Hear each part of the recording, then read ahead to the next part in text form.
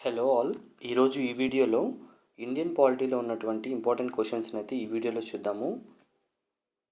Already దీనికి సంబంధించిన part 1 video అనేది ఛానల్లో అప్లోడ్ చేయడం జరిగింది. దానికి సంబంధించిన లింక్ అనేది కింద డిస్క్రిప్షన్ బాక్స్లో అయితే ఇవ్వడం జరుగుతుంది. సో అక్కడి నుంచి ఆ వీడియోని అయితే చూడవచ్చు. అలాగే ఈ క్వశ్చన్స్ అన్నీ కూడా యూపీఎస్సీ కండక్ట్ చేసినటువంటి సివిల్ సర్వీసెస్ ఎగ్జామ్స్, అలాగే వేరియస్ స్టేట్ పబ్లిక్ సర్వీస్ కమిషన్స్లో జరిగినవి, అలాగే సెంట్రల్ లెవెల్లో జరిగినటువంటి సిడిఎస్ ఇలాంటి ఎగ్జామ్స్ అన్నిటి నుంచి కూడా పాలిటీ సెక్షన్లో వచ్చిన క్వశ్చన్స్ని, అలాగే ఓన్గా ప్రిపేర్ చేసినటువంటి క్వశ్చన్స్ అన్నిటిని కూడా ఈ వీడియోస్లో అయితే ఎక్స్ప్లెయిన్ చేయడం జరుగుతుంది. సో ఇవి రానున్నటువంటి ఏబిపిఎస్సి అలాగే టీఎస్పిఎస్సి కండక్ట్ చేసేటువంటి ఎగ్జామ్స్కి, అలాగే యూపీఎస్సి ఎగ్జామ్స్కి కూడా ఈ క్వశ్చన్స్ అనేవి యూస్ఫుల్ అవుతాయి. సో ఈ వీడియోలో ఫస్ట్ క్వశ్చన్ అయితే చూద్దాము.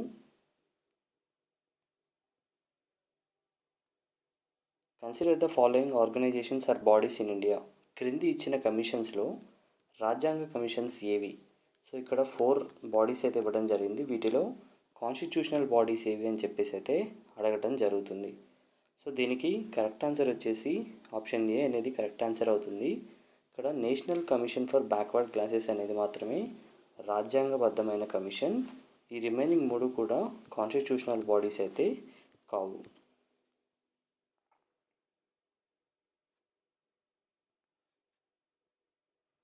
ముందుగా మనము కాన్స్టిట్యూషనల్ బాడీ అంటే ఏంటి, అలాగే స్టాట్యుటరీ బాడీ అంటే ఏంటి, మరియు నాన్ స్టాట్యుటరీ లేదా నాన్ కాన్స్టిట్యూషనల్ బాడీ అంటే ఏంటి అనేది చూద్దాము. ఏదైనా సరే ఒక ఆర్గనైజేషన్ కానీ బాడీ కానీ రాజ్యాంగంలో మెన్షన్ చేసి ఉంటే దాన్ని కాన్స్టిట్యూషనల్ బాడీ లేదా రాజ్యాంగబద్ధ సంస్థ అని చెప్పి పిలుస్తారు. దీనికి మనం ఎగ్జాంపుల్గా ఎలక్షన్ కమిషన్ని, అలాగే national commission for schedule caste, schedule తెగలకు సంబంధించినటువంటి జాతీయ కమిషన్ ఏదైతే ఉందో, అలాగే ఎన్నికల కమిషన్, ఈ రెండింటిని కూడా కాన్స్టిట్యూషనల్ బాడీస్ అని అనొచ్చు. వీటికి సంబంధించిన ఆర్టికల్స్ కూడా రాజ్యాంగంలో అయితే మెన్షన్ చేయడం జరిగింది. అలాగే స్టాట్యుటరీ బాడీ కనుక చూసుకున్నట్లయితే దీన్ని చట్టబద్ధ సంస్థ అని చెప్పేసి అయితే మెన్షన్ చేస్తారు. ఈ చట్టబద్ధ సంస్థ అనేది ఇండియన్ పార్లమెంట్ చేసేటువంటి చట్టాల ద్వారా ఏర్పడినటువంటి ఈ బాడీస్ ఏవైతే ఉంటాయో వాటిని చట్టబద్ధ సంస్థలుగా అయితే పిలవటం జరుగుతుంది. అలాగే ఏదైనా గవర్నమెంట్ ఆర్డర్ ద్వారా ఏర్పడినటువంటి ఈ బాడీస్ని నాన్ కాన్స్టిట్యూషనల్ బాడీస్ లేదా నాన్ స్టాట్యుటరీ బాడీస్ అని చెప్పేసి అయితే పిలవడం జరుగుతుంది.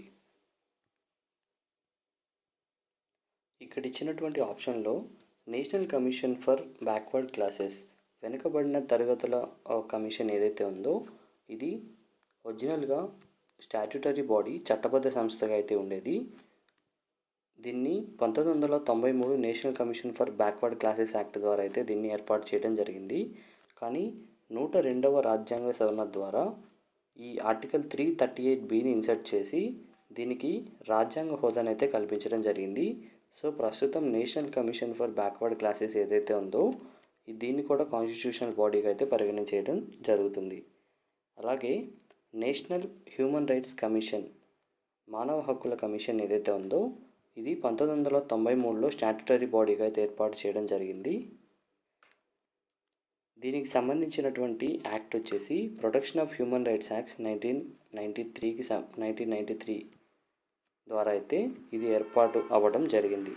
సో ఎన్హెచ్ఆర్సి అనేది కాన్స్టిట్యూషనల్ బాడీ అయితే కాదు. నెక్స్ట్ వచ్చేసి నేషనల్ లా కమిషన్. ఈ నేషనల్ లా కమిషన్ అనేది కాన్స్టిట్యూషనల్ బాడీ కాదు, అలాగే స్టాట్యుటరీ బాడీ కూడా కాదు. ఇది గవర్నమెంట్ ఆఫ్ ఇండియా ద్వారా ministry of law and justice, department of legal affairs ఏదైతే ఉందో ఇది ఒక నోటిఫికేషన్ ద్వారా అయితే దీన్ని ఏర్పాటు చేయడం జరిగింది. అలాగే లాస్ట్ వన్ వచ్చేసి national consumer dispute redressal mechanism, redressal commission. ఇది వచ్చేసి ఇది కూడా ఒక స్టాట్యుటరీ బాడీ. ఇది కన్జ్యూమర్ ప్రొటెక్షన్ యాక్ట్ 1986 ద్వారా అయితే దీనిని ఏర్పాటు చేయడం జరిగింది. Next question, through which of the following constitutional amendment the word socialist was added. ప్రవేశికలో ఏ రాజ్యాంగ సవరణ ద్వారా సామ్యవాద అనే పదాన్ని చేర్చారు? దీనికి కరెక్ట్ ఆన్సర్ వచ్చేసి 42వ రాజ్యాంగ సవరణ 1976 ద్వారా అయితే ఈ సోషలిస్ట్ అనే పదం అయితే ఇంక్లూడ్ చేయడం జరిగింది ప్రవేశికలో. ఈ సోషలిస్ట్ అనే వర్డ్తో పాటుగా సెక్యులర్, అలాగే ఇంటిగ్రిటీ సామ్యవాద, లౌకిక, అలాగే సమగ్రత ఈ 3 వర్డ్స్ని కూడా 1976 సంవత్సరంలో ప్రియాంబుల్లో అయితే ఇన్సర్ట్ చేయడం జరిగింది. దానికి సంబంధించిన రాజ్యాంగ సవరణ వచ్చేసి 42వ రాజ్యాంగ సవరణ 1976. అలాగే ఇక్కడ ఇచ్చినటువంటి 61వ రాజ్యాంగ సవరణ 1988 ప్రకారం ఓటు హక్కు వయసు ఏదైతే ఉంటుందో దానిని 21 సంవత్సరం నుంచి 18 సంవత్సరాలకైతే తగ్గించడం జరిగింది. Next question, who among the following is a legal adviser to the state government? క్రింది వారిలో రాష్ట్ర ప్రభుత్వ న్యాయ సలహాదారులు ఎవరు? దీనికి కరెక్ట్ ఆన్సర్ వచ్చేసి ఆప్షన్ ఏ అయితే కరెక్ట్ ఆన్సర్ అవుతుంది, అడ్వకేట్ జనరల్. అలాగే అడ్వకేట్ జనరల్కి సంబంధించినటువంటి ఆర్టికల్ వచ్చేసి ఆర్టికల్ 165లో అయితే అడ్వకేట్ జనరల్ గురించి అయితే మెన్షన్ చేయడం జరిగింది. అడ్వకేట్ జనరల్ని గవర్నర్, ఆ రాష్ట్రానికి సంబంధించినటువంటి గవర్నర్ అయితే వాళ్ళని నియమించడం జరుగుతుంది. యూజువల్గా ఒక్కొక్క స్టేట్కి ఒక్కొక్క అడ్వకేట్ జనరల్ అయితే ఉండటం జరుగుతుంది. దాన్ని ఆ రాష్ట్రంలో ఉన్నటువంటి గవర్నర్ అయితే వాళ్ళని నియమించడం జరుగుతుంది. అలాగే హైకోర్టు న్యాయమూర్తికి కావాల్సినటువంటి అర్హతలు ఏవైతే ఉంటాయో అవన్నీ కూడా అడ్వకేట్ జనరల్గా నియమించడం కోసం వారికి అర్హతలు అయితే అవసరమవుతాయి. అడ్వకేట్ జనరల్ యొక్క ఫంక్షన్స్ వచ్చేసి ఈ స్టేట్ గవర్నమెంట్కి సంబంధించినటువంటి లీగల్ మ్యాటర్స్లో వారికి అడ్వైజ్ ఇవ్వటము, అలాగే ఈ గవర్నర్ ఇచ్చేటువంటి పనుల్ని, అది కూడా లీగల్ మ్యాటర్స్ని, ఆ డ్యూటీస్ని ఫుల్ఫిల్ చేయడము అడ్వకేట్ జనరల్ యొక్క ఇంపార్టెంట్ డ్యూటీస్.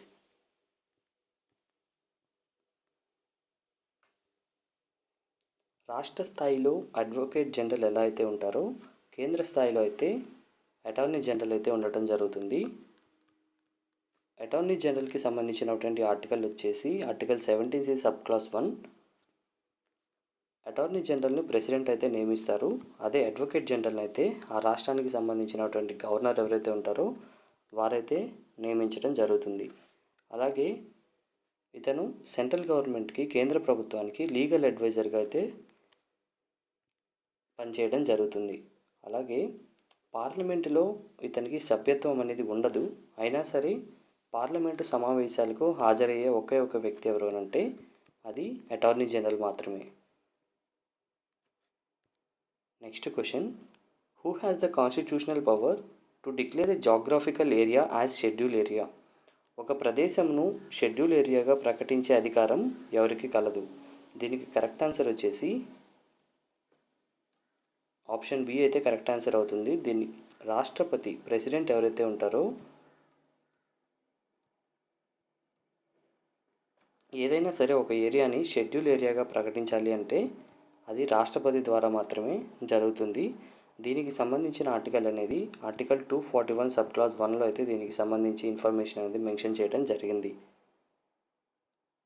అలాగే షెడ్యూల్ ఏరియాకి సంబంధించినటువంటి షెడ్యూల్ వచ్చేసి 5th షెడ్యూల్.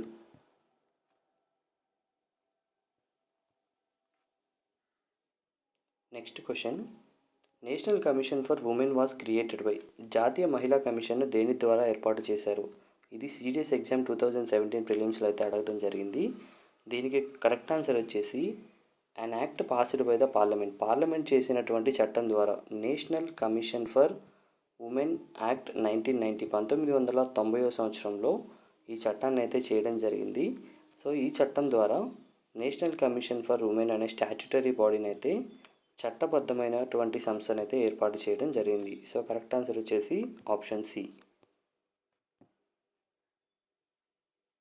ఫస్ట్ కమిషన్ వచ్చేసి 31 జనవరి 1992లో జయంతి పట్నాయక్ అయితే చైర్పర్సన్గా అయితే వ్యవహరించడం జరిగింది. ఇందులో టోటల్ మెంబర్స్ వచ్చేసి ఒక చైర్మన్, సెక్రటరీ, అలాగే 5 ఇతర సభ్యులు అయితే ఉంటారు. వీరిని అపాయింట్ చేసేది వచ్చేసి సెంట్రల్ గవర్నమెంట్ అయితే వీరిని అపాయింట్ చేస్తుంది. అలాగే వీరి యొక్క రిమూవల్ వచ్చేసి అది కూడా కేంద్ర ప్రభుత్వం అయితే వీరిని నియమించడం, తొలగించడం అనేది కేంద్ర ప్రభుత్వం అయితే చేస్తుంది. Next question, which part of the Indian constitution contain directive principles of the state policy? భారత రాజ్యాంగంలోని ఆదేశిక సూత్రాలు ఏ భాగంలో కలవు? దీనికి కరెక్ట్ ఆన్సర్ వచ్చేసి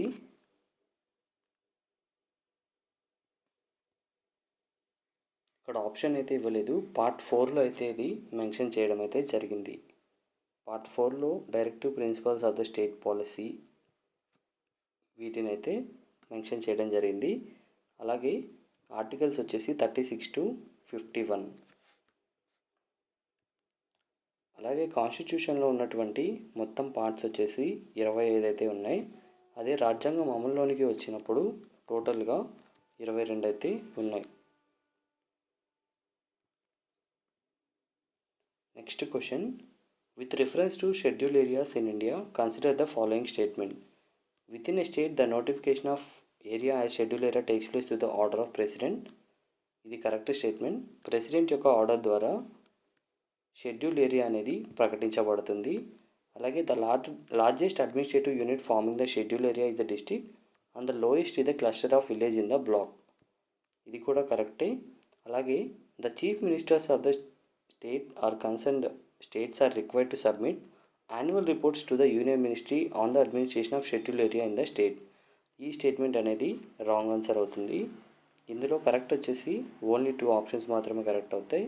ఇక్కడ చీఫ్ మినిస్టర్ కాదు, గవర్నర్, ఆ రాష్ట్రానికి సంబంధించినటువంటి గవర్నర్ ప్రెసిడెంట్ అవసరమైనప్పుడు ఆ షెడ్యూల్ ఏరియాకు సంబంధించినటువంటి ఇన్ఫర్మేషన్ అనేది ప్రెసిడెంట్కి అయితే ప్రొవైడ్ చేయాల్సి అయితే ఉంటుంది.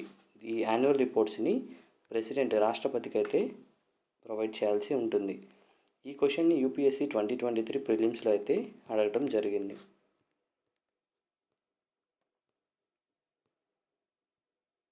దానికి సంబంధించినటువంటి ఆర్టికల్ వచ్చేసి article 244 sub clause 1. Next question, a joint sitting of the parliament is resorted to for resolving the deadlock between the 2 houses of the parliament for passing which of the following bills.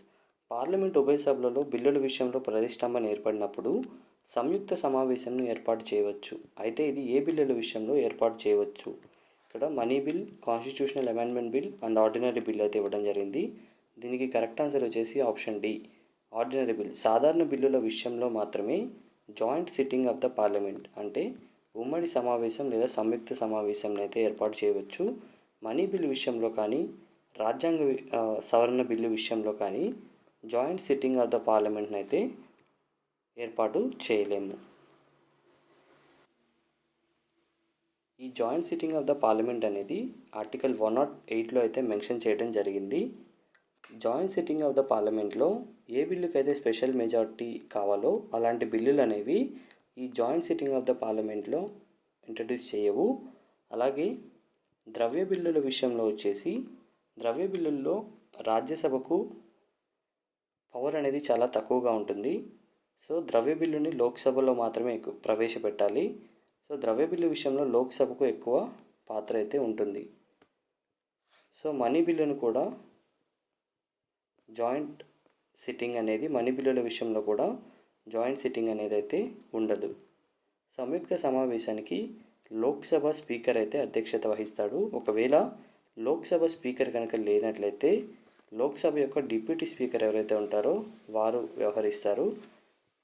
ఒకవేళ deputy speaker కూడా absent అయినట్లయితే రాజ్యసభకు చెందినటువంటి deputy chairman ఎవరైతే ఉంటారో వారైతే అధ్యక్షత వహించడం జరుగుతుంది.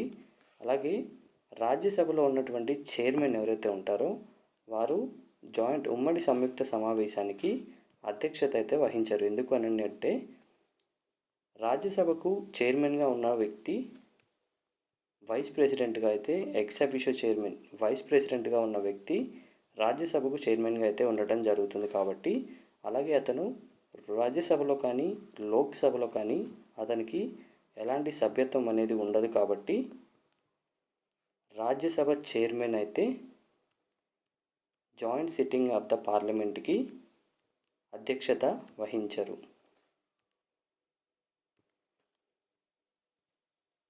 Next question, economic justice is one of the objectives of Indian constitution has been provided in. దీనికి కరెక్ట్ ఆన్సర్ వచ్చేసి preamble and direct principles of state policy. ప్రియాంబుల్లో ప్రవేశిక ఏదైతే ఉందో ప్రవేశికలో డైరెక్ట్గా ఆర్థిక న్యాయం అనేది అయితే మెన్షన్ చేయడం జరిగింది. అలాగే direct principles of state policy ఆదేశిక సూత్రాల్లో కూడా ఈ ఎకనామిక్ జస్టిస్ అనేది డైరెక్ట్గా లేకపోయినా దానికి సంబంధించిన రిఫ్లెక్షన్స్ అనేవి డైరెక్ట్ ప్రిన్సిపల్స్ ఆఫ్ స్టేట్ పాలసీలో ఉన్నటువంటి ఆర్టికల్స్లో అయితే అంతర్లీనంగా అయితే ఇవి ఉండటం జరిగింది. సో దీనికి కరెక్ట్ ఆన్సర్ వచ్చేసి preamble and direct principles of state పాలసీలో ఎకనామిక్ జస్టిస్ అనేది ఉంది. Next question, Rajya Sabha can withhold its consent to money bill for. Rajya Sabha ద్రవ్య బిల్లుకు ఆమోదం తెలుపకుండా ఎన్ని రోజులు ఉంచుకోగలదు? దీనికి కరెక్ట్ ఆన్సర్ వచ్చేసి 14 days. ఆర్టికల్ 109 అనేది మనీ బిల్ గురించి అయితే తెలుపుతుంది. రాజ్యసభ మనీ బిల్లుని 14 రోజుల లోపు అయితే పంపించాల్సి అయితే ఆమోదం తెలపాల్సి ఉంటుంది. ఒకవేళ జనరల్గా మనీ బిల్ అనేది లోక్సభలో మాత్రమే ప్రవేశపెట్టడం జరుగుతుంది. లోక్సభలో ప్రవేశపెట్టిన తర్వాత దాన్ని రాజ్యసభకు అయితే పంపిస్తారు. రాజ్యసభ దీన్ని తిరస్కరించే అవకాశం అయితే మనీ బిల్లు లేదు.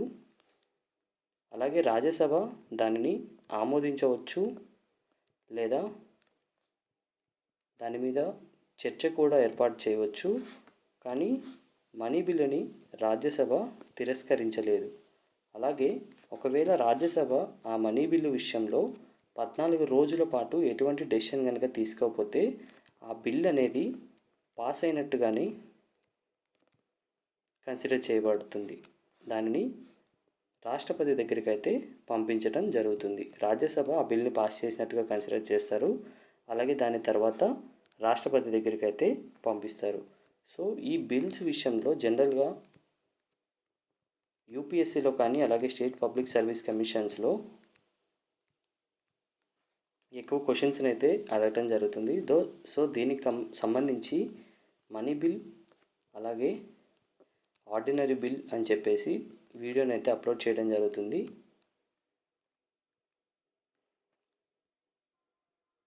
ఈ వీడియో కనుక మీకు యూజ్ఫుల్ అయినట్లయితే వీడియోని లైక్ చేయండి.